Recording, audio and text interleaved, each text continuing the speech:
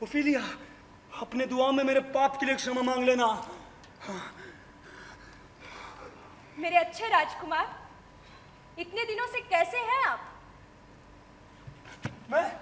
Ophelia, मैं बहुत खुश हूँ ओफिलिया, मैं बहुत खुश हूँ ओफिलिया। राजकुमार, हाँ, आपने अपने प्रेम को सदैव जीवित रखने के लिए मुझे कुछ उपहार दिए थे। बहुत समय से मैं उन्हें आपको वापस करना चाहती थी। आप उन्हें वापस ले लीजिए। उपहार उपहार उपहार नहीं ओफिलिया, मैंने तुम्हें कोई उपहार नहीं दिए ना। नहीं। हाँ, नहीं राजकुमार, आपने मुझे उपहार दिए और उन उपहारों के साथ मधुर प्रेम गीत भी लिख कर दिए, जिनसे उनकी मूल्यता और बढ़ जाती है। पर अब उनकी मधुरता नष्ट हो चुकी है। जब देने वाले का हृदय उदार न होकर घृणा और उपेक्षा से भर जाए, तो लेने वाले का हृदय अन्याय से रोकता है। फिर मैं उन उपहारों को अपने पास कैसे रख सकती हूँ? आप उन्हें वापस ले लीजिए। ओफिलिया, क्या तुम्हारा ईमान इतना सच्चा है? क्या? और क्या तुम इतनी सुंदर भी हो? क्या तात्पर्य है आपका? तात्पर्य ओफिलिया, अगर तुम्हारा ईमान इतना सच्चा है और तुम इतनी सुंदर हो, तो तुम्हारी सुंदरता को तुम्हारे ईमान के बीच में बाधक बनना चाहिए। हाँ। क्या सौंदर्य सत्य को छोड़कर किसी और से संबंध रख सकता है राजकुमार? हाँ, निसंदेह रख सकता है, लेकिन क्या तुम ये नहीं जानती कि कोई इंसान कितना भी सच्चा क्यों ना हो, लेकिन सुंदरता के विषैले धुएं से काले हुए बिना रह नहीं सकता। एक समय था जब मेरे दिल में तुम्हारे लिए स्थान था। मैं भी यही सोचती थी राजकुमार। लेकिन ओफिलिया, तुम्हारा मुझ पर विश्वास करना उचित नहीं था ना। मैं तुमसे प्रेम नहीं करता था ओफिलिया। तब तो मैं और भी अधिक भ्रम में थी राजकुमार। ओफिलिया, मैं बहुत अभिमानी हूँ। मेरे अंदर प्रतिशोध की भावना कूट कूट के भरी पड़ी है। मेरे अंदर इतना दोष है कि मैं उसका नाम तक गिना नहीं सकता। मुझ पर विश्वास मत करो। तुम ही बताओ, मेरे ऐसे निशाचर पापी को इस दुनिया में रहना चाहिए? नहीं ना। देखो, पाप से मुक्त हो जाओगी, मुझसे छुटकारा पाओगे, गिरजाघर जाओ। और हाँ, तुम्हारे पिताजी कहाँ हैं? घर पर है। घर पर हैं तुम्हारे पिताजी? घर पर है तुम्हारे पिताजी? हाँ। हाँ, तो भाग के जाओ ना, दरवाजे के अंदर उनको बंद कर दो। बाहर आएंगे ना तो मेरे से पिशाच उनको दूषित कर देंगे, समझ रही हो तुम? हाँ, जाओ, दरवाजे के अंदर उनको बंद कर देना। हे ईश्वर, राजकुमार की रक्षा करना। ओफिलिया, हाँ, अगर तुम शादी करोगी ना तो मैं तुम्हें एक दुखदाई भविष्यवाणी भेंट में दूंगा।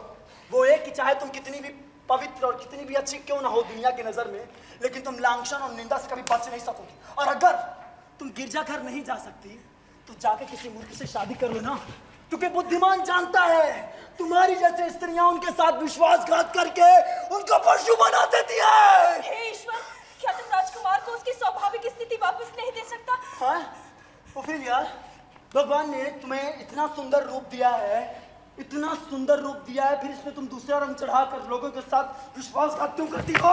हाँ? जब तुम चलती हो, बोलती हो, देखती हो तो लगता है कि अभिमान ला दिलाती हो सर पर। आखिर क्यों? तुम्हारे इस बनावटीपन ने मुझे पागल कर दिया, समझ में आ रहा तुमको? मां बनने के पाप से बचो, गिरजाघर चली जाओ। अब कोई शादी नहीं होगी हमारी।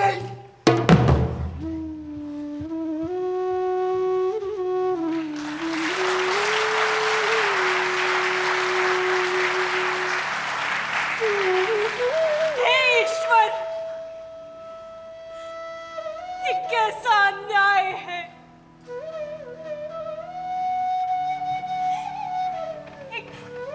एक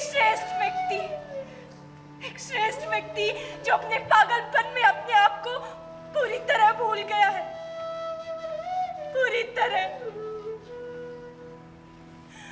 मेरा जीवन सबसे अधिक दुखी और दयनीय महसूस करता है।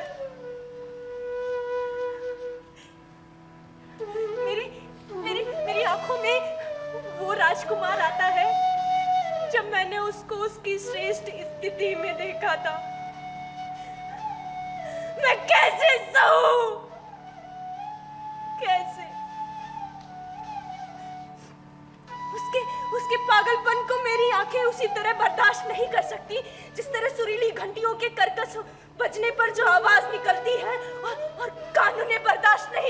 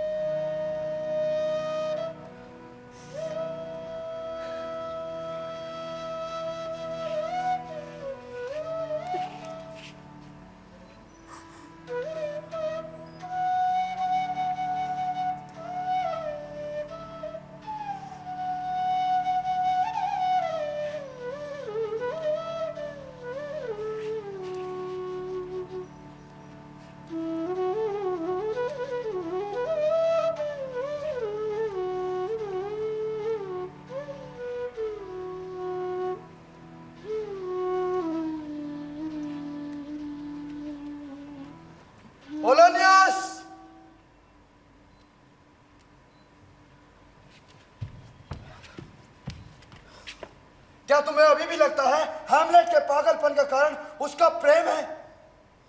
हैमलेट ने जो अभी कहा वो अनर्गल नहीं था, हाँ असंबद्ध जरूर था। महाराज, मुझे अब भी लगता है कि हैमलेट के पागलपन का कारण उसका टूटा हुआ प्रेम ही है। यदि आप मेरी राय माने तो नाटक के बाद उसे महारानी के कमरे में जाने को बोलिए। मुझे विश्वास है जब महारानी प्रेम से उससे बात करेंगी वो खुद ब खुद उन्हें सारी चीजें बताने लगेगा। मेरा विश्वास करें।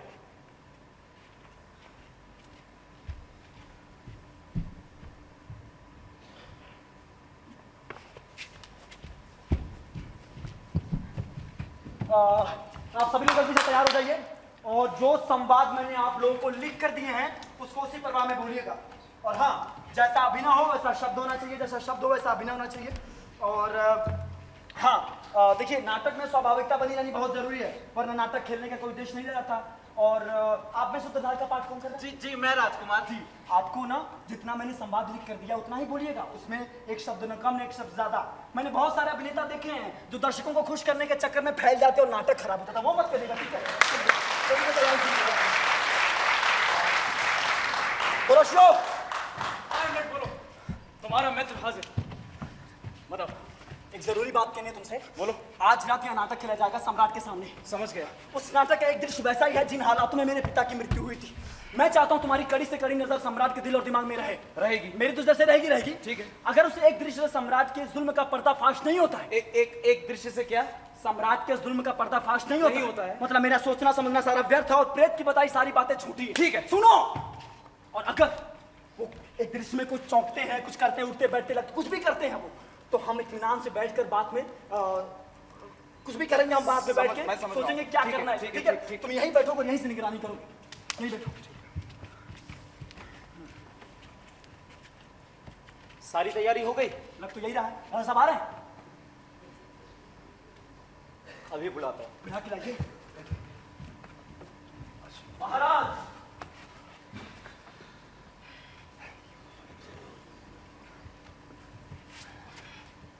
कैसे हो पुत्र हैमलेट? यकीनन बहुत खुश हूं मैं। पधारिए। आप भी।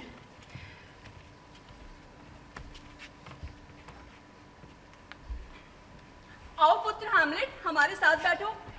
नहीं माँ, यहाँ से नजारा अच्छा दिखेगा, यहाँ से अच्छा है। ठीक है, नाटक शुरू करिए आप लोग।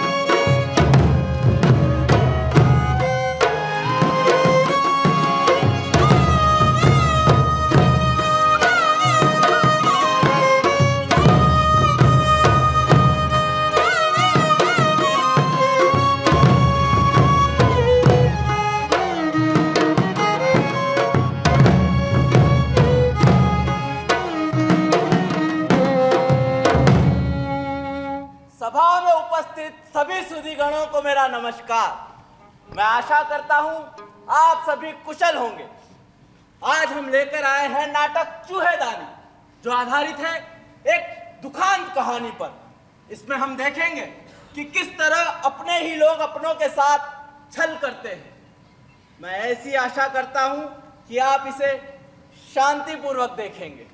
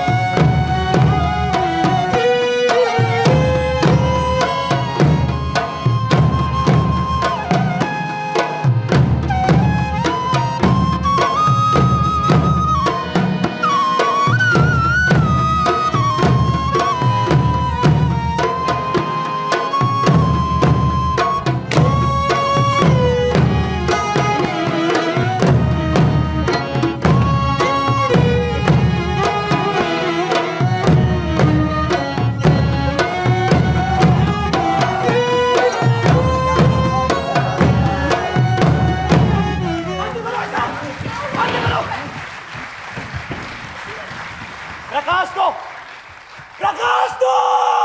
पोलोनियस, चलिए सामने, चलिए यहाँ से। प्रकाश दो।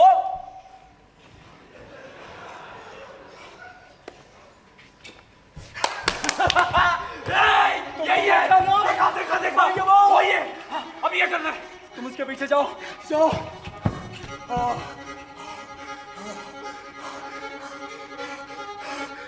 अब तो रात की वो मायावी पहर है जब कब्रिस्तान मुंह खोल कर जमाई लेता है और जहन्नुम अपनी जहरीली सांसें इस दुनिया पर फेंकती है। अब मैं किसी का भी गला फाड़ कर गरम गरम खून पी सकता हूँ और कई ऐसे बेदर्द काम कर सकता हूँ जिसे देखकर रूह कांप जाएगी, लेकिन नीरो की आत्मा मेरे अंदर बैठने न पाए, क्योंकि अब मैं असली नहीं ज़बानी तीर चलाऊंगा जो एक ढोंग होगा मेरे दिल और दिमाग के बीच, जो मैं ये करूंगा। लेकिन इसका अपनी शक्ल देने के लिए मेरे दिल, तू कभी राजी मत होना, राजी मत होना।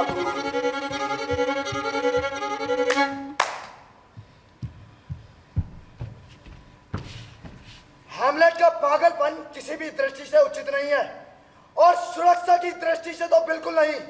तो हम चाहते हैं तुम दोनों उसे अपने साथ वापस लेकर जाओ। जो आज्ञा सम्राट, हम अभी तैयार हो जाते हैं। आपका भय सत्य है, इसके पीछे अवश्य ही कोई विशेष कारण होगा। क्योंकि स्वामी, असंख्य जनता के आप ही प्राणाधार हैं। आपकी सुरक्षा में ही उनका जीवन है, इसलिए आपका विचार अत्यंत नेक और श्रेष्ठ है। जाओ, जो यात्रा की तैयारी करो।